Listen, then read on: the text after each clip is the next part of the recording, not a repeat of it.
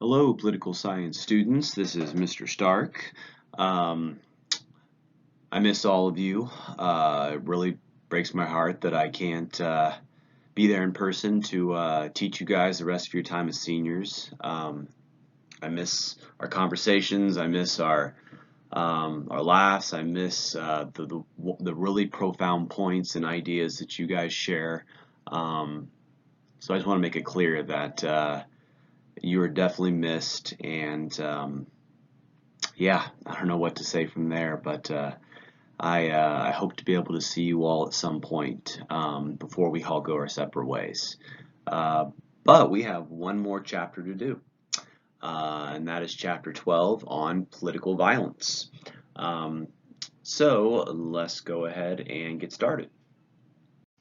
So first of all, when political violence comes to mind, uh, different people have different ideas that come into their head. Some people think of 9/11, which is a good example of political violence. Some people think of, people fighting over politics, sometimes physically, such as this famous instance among two members in Congress literally fighting over slavery. One was almost killed, beaten to death about it. Others might be political riots. I believe this one was taken as a part of the Egyptian revolution that we saw from the documentary The Square. The actual definition of political violence is simply the use of physical violence or the threat of physical violence to achieve political goals. So it doesn't necessarily have to be actual physical violence, it can be the threat of physical violence as well. Examples, terrorism, prime example, political revolutions, um, rioting, ethnic cleansing and genocide. We just got done talking a little bit about Rwanda. So the first type we're going to look at is what's known as state violence against individuals or groups. So this is basically the government, the official federal government or another level of government committing violence against individuals or groups. And there's many reasons why this might occur. Some can be legitimized by law, some under no circumstances can be legitimized. Most state violence at least comes under the veneer or auspice of order maintenance. So they're trying to maintain order. Remember that first goal of every state is security. And if you can't keep internal security or order in your country, you really don't have a country. So states are willing to use violence to maintain that first goal. Usually, citizens support order maintenance, a certain level of violence to maintain order. Now, I think most citizens would say it shouldn't be the first step that's taken to maintain order.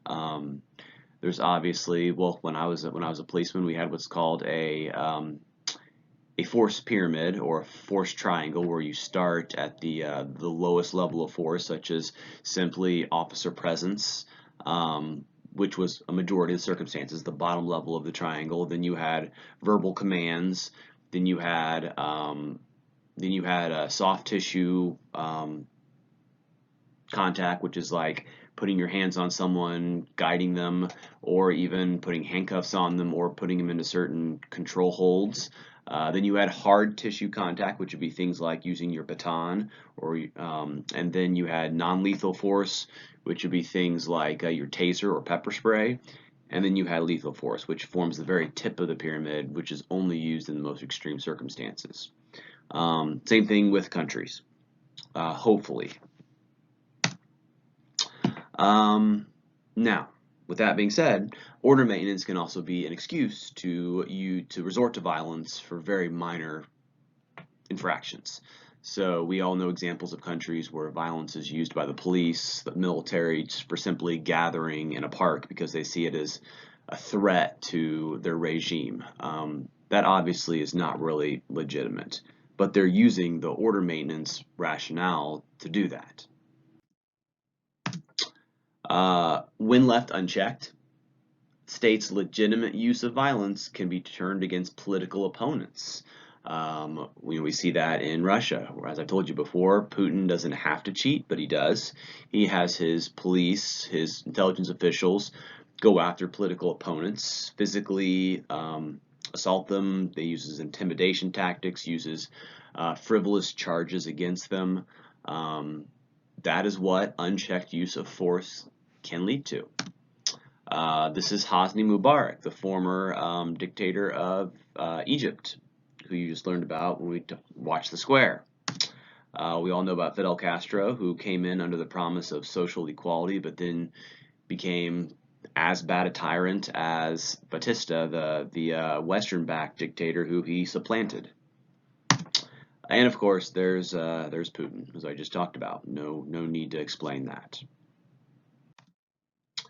This is a map that shows you between the years of 2010 and 2014 the areas of the country that saw the most internal political violence. So the government using violence against their own people. Interestingly enough, you see Russia as having the highest, or one of the highest. And then you have Iran, obviously, as one as well. This little teardrop by India is Sri Lanka, another very volatile country. So yeah, Turkey being one as well. China, no surprises there. Mexico having a reasonable level, and some other South American countries as well. This is called the terrorism and political violence map. We'll get to terrorism probably in a future lecture, but this shows you some areas of the world that are political violence hotspots. Of course, continent of Africa is on fire, as you can see there. We talked about the legacy of colonialism and what that's done to the people, to the governments, to so many things there. So what does the state or the countries use for order maintenance? Security forces.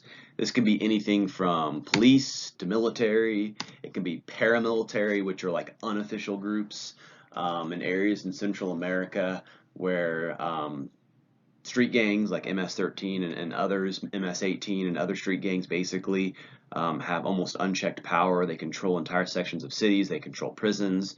They basically have, the black market is out in the open. The government does not have the money, the resources, or the courage to stand up to them. You have a lot of paramilitary groups of, better word for it would be vigilantes or militias that go around hunting down MS-13 members and shooting them on the spot if they identify them through word of mouth or gang tattoos or whatever. Those would be unofficial security forces. The penal system is another way in which they use violence, such as judges or magistrates, which is in some countries they have judges versus magistrates. Judges would have a little more power at the federal level than magistrates at the state or local level, but in the hands or in the pocket of the president or the dictator can also exercise political violence, such as prisons, jails, prison camps. Those are all tools as well. And the cost of state-sanctioned violence, enormous. In the 20th century, 300 million people were killed by government violence and war. Tragedy. Terrible. 86% of that, excess of 250 million of those people, was the government killing its own citizens. Now, if you click on this hyperlink, you'll go to a video talking about some of the worst offenders. I think the 10 worst offenders of the dictators who killed their own people. You'll see a lot of well-known people: Stalin, Hitler, Mao Zedong, Pol Pot, lots of others as well. Here's some of the right there. Mao Zedong, through famine, through his political forces, through numerous hands that he, numerous tools that he had his hands on, over 76 million of his own people were killed. Stalin was 42.6, Hitler 20.9, King Leopold of Belgium colonized the Congo, excess of 10 million people. It was the Belgian colonists that started the practice of punishing slaves or punishing the indigenous population by severing arms or legs to either prevent them from escaping, prevent them from fighting, or just basically warn everyone else this is what happens when you try to go against us. That practice is still in effect today. The next type of political violence we have is individual versus individual, so one-on-one. Most individual violence is not politically motivated. So it's a well-known axiom in police forces that murder, the unlawful homicide, it's not a complex thing. I mean, people love watching detective shows, Criminal Minds, all these others where murder is this twisted plot. It just takes an hour to explain. Most murder is fairly easy to solve. It's people who the victim knew. They leave easy signs. Even people who try to get away with it, it's very hard. So most individual versus individual violence or killing is, in the criminal system, it's not political. But some examples of individual political violence could be a political assassination. I'm sure you're probably thinking of JFK, President Lincoln, McKinley, U.S. presidents, and foreign leaders abroad face this risk. Political enmity. So when political rivals becomes deadly, such as the Aaron Burr versus Alexander Hamilton, the duel, which ended with the death of Alexander Hamilton. Violence against someone for their political affiliation or voting record. It is an unfortunate effect of our polarized political culture that no longer are people just exchanging words with people they disagree with. It's becoming more and more violent. We would talk more about the role of identity politics in that, but unfortunately, we can't get into that over lecture on the computer. This is the famous painting of Aaron Burr shooting Alexander Hamilton. Just really quick, the very actual duels where one person was killed, they both were trying to kill each other, was actually pretty rare. Most duels with pistols ended with they went back to back, marched 20, 15, or 20 paces away. Anything more than that, and the guns were grossly inaccurate, which they still were. They point their pistols up in the air and they fire them. That was the duel. Their animosity was done. Legend has it, Hamilton followed that suit. He turned around, fired his pistol in the air. Aaron Burr waited for him to do that, leveled his pistol nice and coolly at Alexander Hamilton, and shot and killed him. And that ends this first lecture for Chapter 12. So go ahead and answer the challenge questions 1 and 2 on the Google form and submit them. Again, I miss you all. I thoroughly enjoyed having you seniors. Honestly, it was one of the bright parts of my semester was being able to start off my B days with seniors that I already knew, that I already had a relationship with, and that I knew would make teaching enjoyable, which you all did. So I miss you, and I look forward to again seeing and talking with you all again. So until then, Mr. Stark out. Hello, political science students. This is Mr. Stark. Today we are going to cover just one topic for our short lecture, and that is terrorism, which falls under the category of group versus individual political violence. So first, there are over 1,000 different definitions for terrorism out there. The one we are going to go with is politically motivated violence against non-combatants. So breaking it down a little bit, politically motivated, that includes things like religious ideology, revolutionary ideology, things like that. So that kind of falls underneath politically for the sake of semantics. And then non-combatants, those are civilians. Those include basically those who aren't soldiers or police or people who are trained to defend themselves against violent attacks. Just random date, in 2013, 93 countries had terrorist attacks.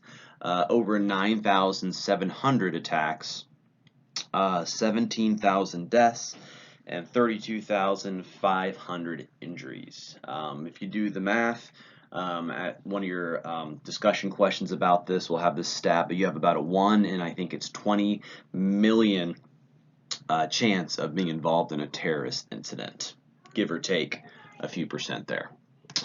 Over half of the fatalities were in just 3 countries, and I think you'll see that those are probably still pretty consistent even today, those being Iraq, Afghanistan, and Pakistan.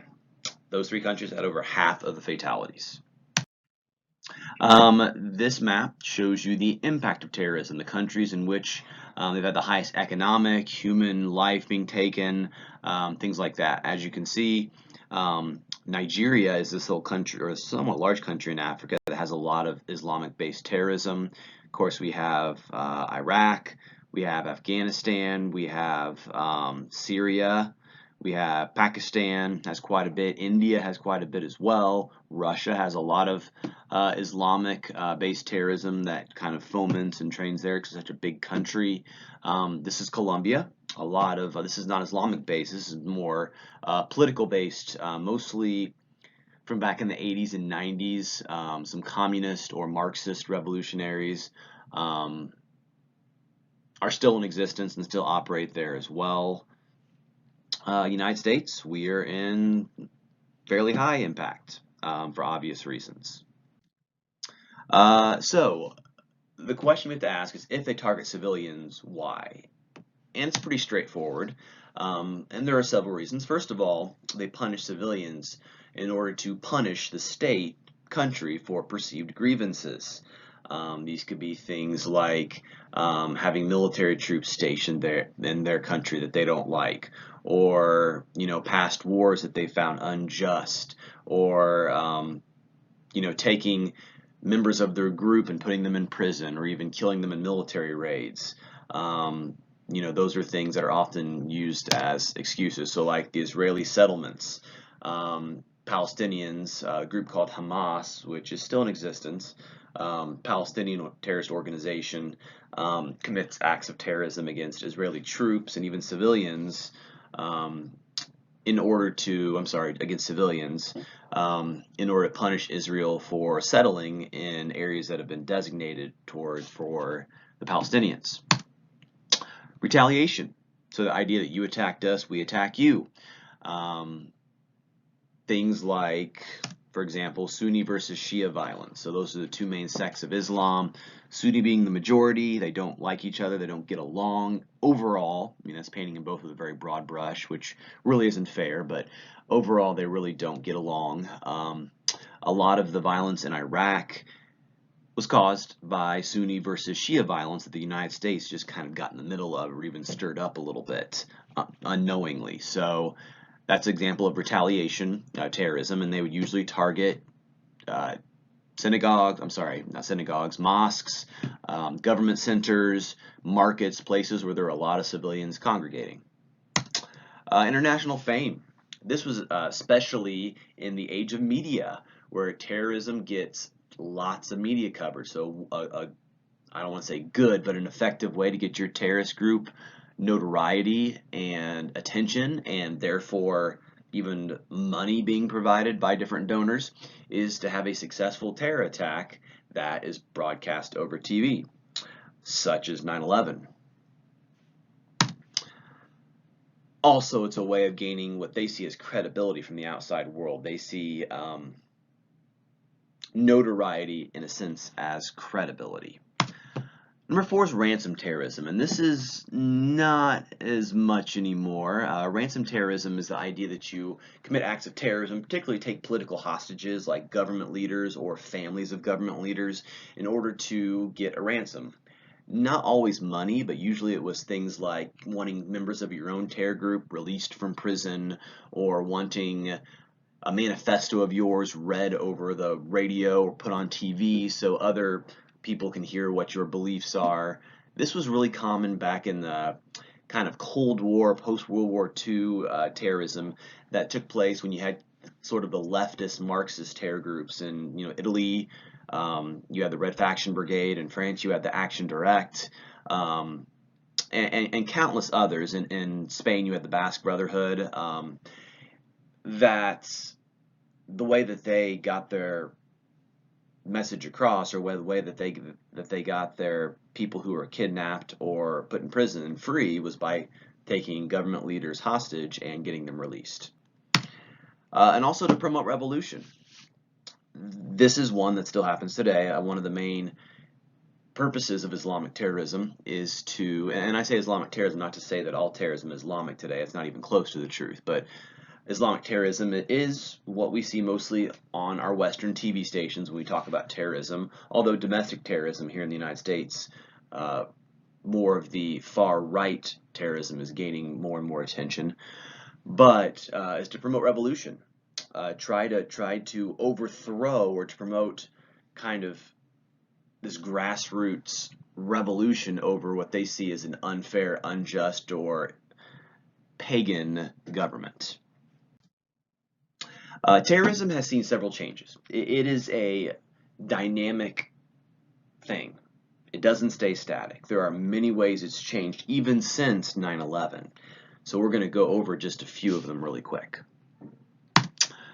So in the last 30 years, 3 main ways that terrorism has shifted. First of all, ability to inflict massive, massive damage.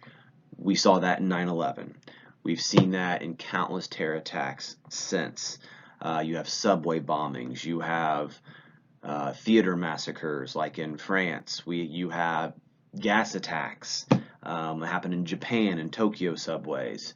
Just the ability to cause absolute massive damage.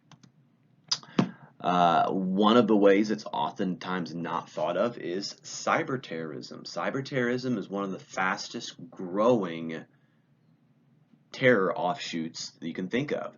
ISIS had a increasingly sophisticated cyber terror network.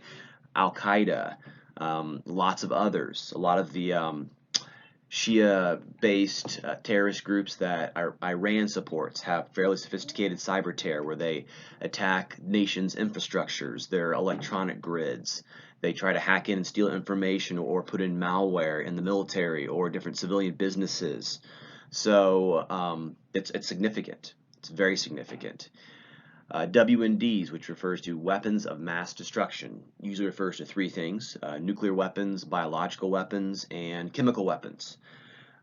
One of the worst case scenarios that anti-terror specialists keeps them up at night is a terrorist group getting a hold of nuclear weapons.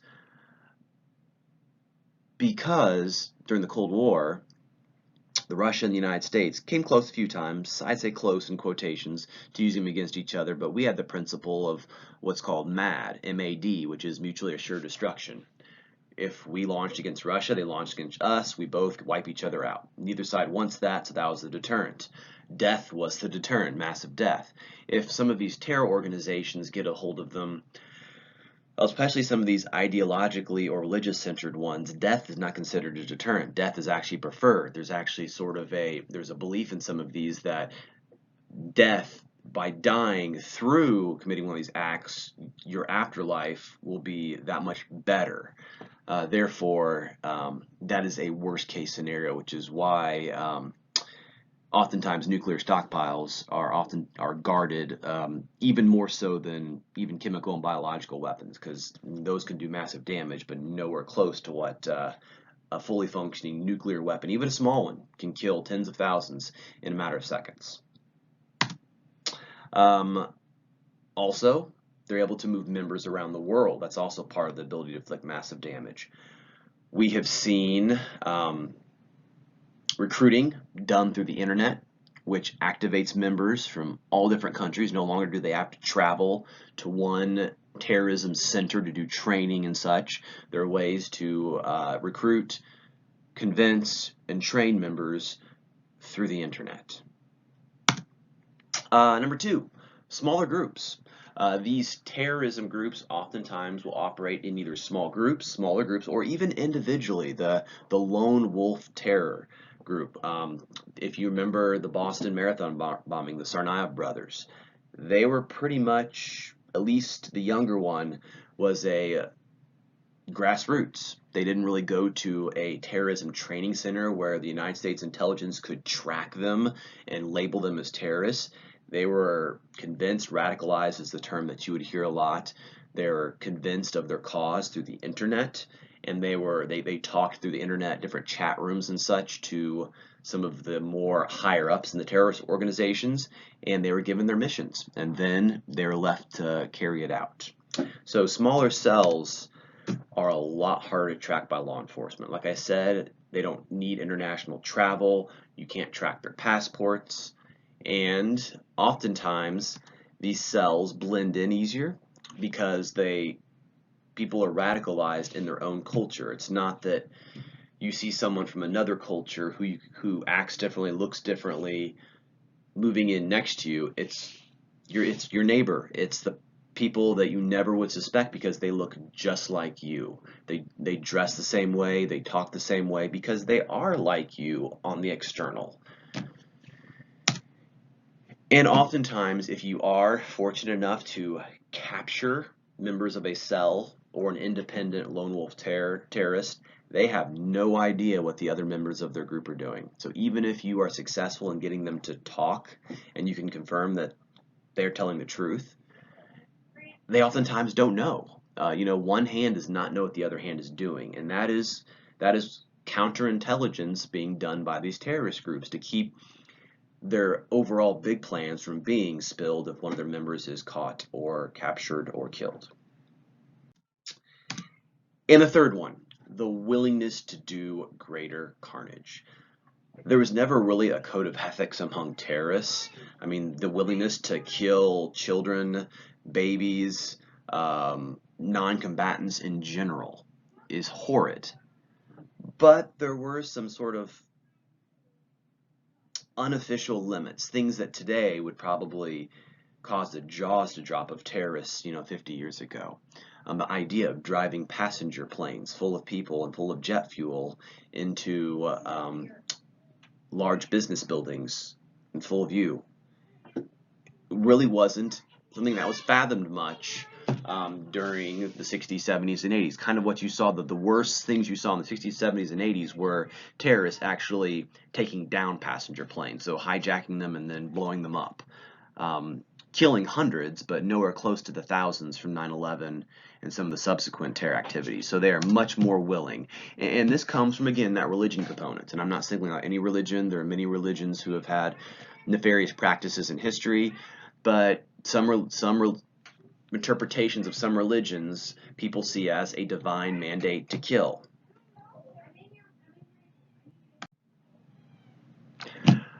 So they see it as their religious duty not just to kill, but to kill as many as possible. And again, they're oftentimes perfectly willing to go down with the ship, to die along with the people that they are killing.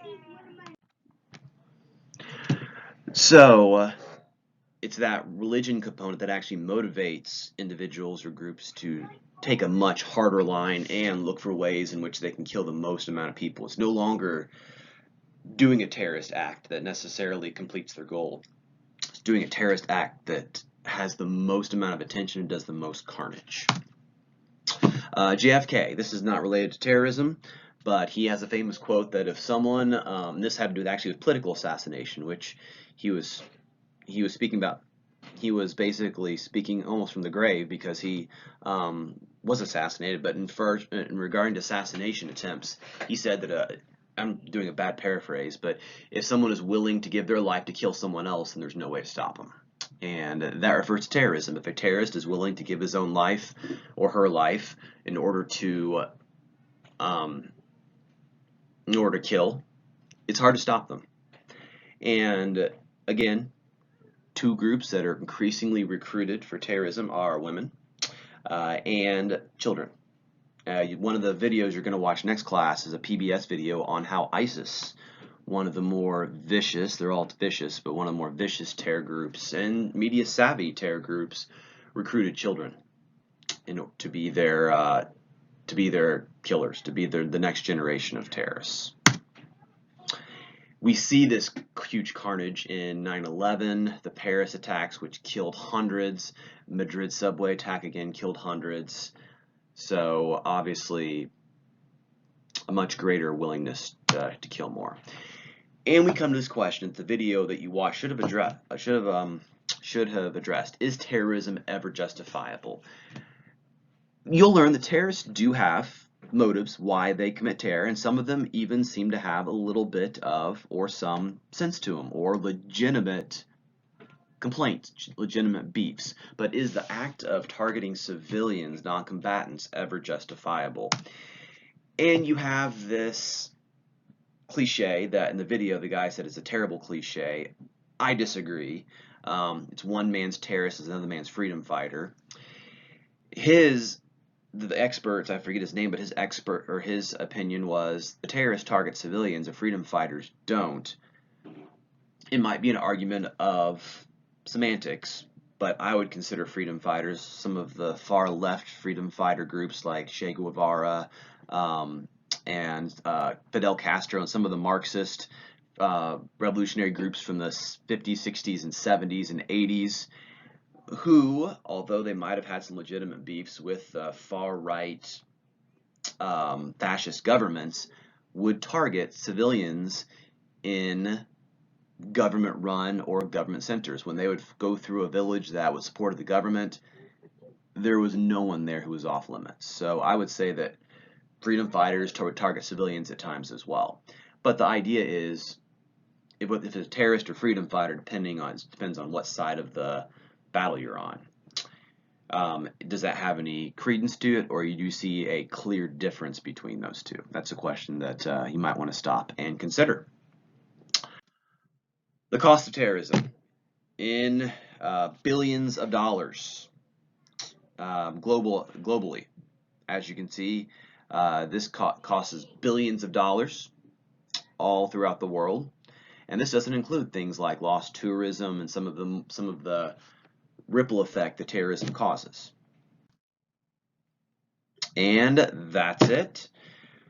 Next class, you'll be watching a couple short documentaries from PBS on a couple more specific, I would say, areas of terrorism, one of which is recruiting children, and there's another one that I'm going to kind of just leave up to a mystery that you're going to watch and answer some questions about as well.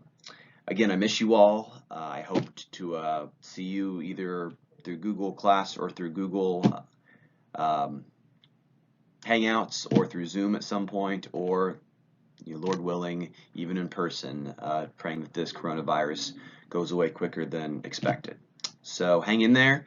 Let me know if I can do anything to help, and I will talk to you later. Mr. Stark out.